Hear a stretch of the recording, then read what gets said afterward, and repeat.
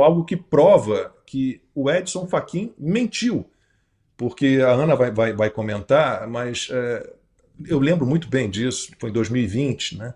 Não, o Alexandre de Moraes só mandou bloquear as contas de redes sociais no Brasil. Não, foi uma ordem global, foi uma ordem A imprensa mundial. falou isso. A imprensa Sim, falou isso.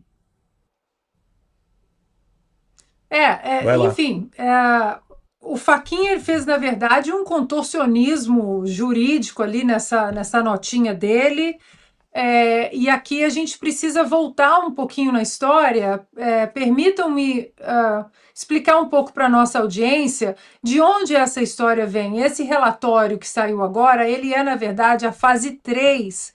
Vocês lembram lá atrás dos Twitter Files Brasil, dos arquivos do Twitter, uma investigação espetacular comandada pelo jornalista americano Michael Schellenberger, um querido amigo, já esteve aqui com a gente também, fala português muito bem, mora inclusive pertinho de onde o Constantino está, mais para o norte da Califórnia, e esse relatório começa lá atrás, quando nos Twitter Files Brasil, quando todos aqueles arquivos são abertos, é escancarado exatamente isso que o Consta disse. Censura a usuários americanos. Muitos não são americanos, mas com contas que têm a certidão de nascimento, podemos colocar assim, nos Estados Unidos. Censura a pessoas que moram aqui, que são residentes, mas que também são cidadãos americanos, como o Constantino. Eu já ia chamar, mas o Franco colocou na tela, então a gente pode ler aí. E o que acontece é exatamente isso. O Moraes, e isso é, se eu não me engano, da TV Globo, tá ali, Brasília, dia 30 de julho de 2020. Moraes determina bloqueio de contas de bolsonaristas em redes sociais no exterior. E são vários prints, né? Vocês podem procurar aí na internet que vocês vão achar vários. Eu trouxe outro, só dois, aliás. Tem mais um que diz o seguinte, que é do El País. Pressionado por STF, Facebook bloqueia globalmente contas de apoiadores de Jair Bolsonaro. Então, assim, não tem. Está tudo documentado, né? Porque a imprensa bateu palma depois, disse que lindo isso, que defesa da democracia cometida por Alexandre de Moraes.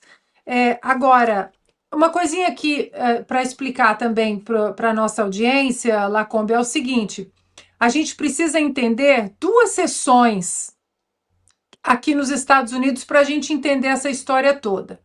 A seção 230, o que é a seção 230? Se a gente voltar aqui o 4x4, uns 4 anos, vocês vão me encontrar aqui falando sobre isso. A seção 230 é uma seção que protege as plataformas digitais de receberem, aliás, de não receberem inquéritos, investigações e processos por causa de conteúdo dos usuários. O que os americanos falam aqui, como é uma analogia para a gente entender, é você fechar uma livraria por causa de algum conteúdo, de algum livro que esteja nas prateleiras da livraria, que a livraria não tem absolutamente controle de todas as páginas, de todos os conteúdos, de todos os livros ali vendidos.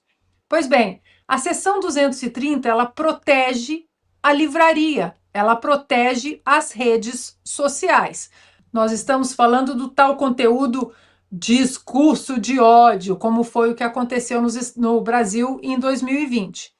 Essa é a seção 230 que estabelece a proteção dessas plataformas. Agora nós temos a seção 301, que é aquela que nós estamos falando já há alguns meses, que tem uma lista de coisas, de pontos, de cenários e caminhos em que os Estados Unidos investigarão o Brasil. E aí tem censura às big techs, como essa, tem a China dominando vários campos da agricultura no Brasil, tem o PIX, tem, enfim, tem uma lista grande de coisas ali que os americanos estão investigando, e é até uma investigação um pouco mais demorada. Pois bem, por causa da seção 230, agora os americanos falam: a seção 230 não apenas protege as plataformas americanas, mas a primeira emenda à Constituição dos Estados Unidos protege os americanos em território americano. E agora, na seção 201, entrou exatamente isso. Esse relatório que começou lá atrás, em 2024, com os Twitter Files Brasil, agora essa é a última fase dessa comissão que estabeleceu esse relatório lá atrás, puxando exatamente a quantidade. O material é muito vasto dos Twitter Files. Inclusive, o próprio Michael Shellenberger, ele conversou várias vezes com os congressistas e forneceu um material assim riquíssimo em relação à censura, inclusive contra o nosso querido Rodrigo Constantino, que é cidadão americano. O nome dele foi dito ali várias vezes, que eu sei. Então, a gente agora entra num campo minado para o Alexandre de Moraes. Não estou falando de tic-tac, Magnitsky, nada disso. Eu acho muito difícil a Magnitsky voltar, mas de um pedaço da investigação dentro da seção 301 muito séria, muito séria. Não é mais Alexandre de Moraes, é violador, aquilo tudo que a gente viu nos últimos meses e que caiu por terra, mas um contexto muito bem estabelecido da seção 301, que envolve vários pontos de investigação no Brasil. Então, o Fachin reagir a esse relatório, primeiro que ele reagiu com uma mentira, porque nós mostramos aqui, né, que o Alexandre de Moraes bloqueou globalmente as redes sociais americanas, e agora a gente acompanha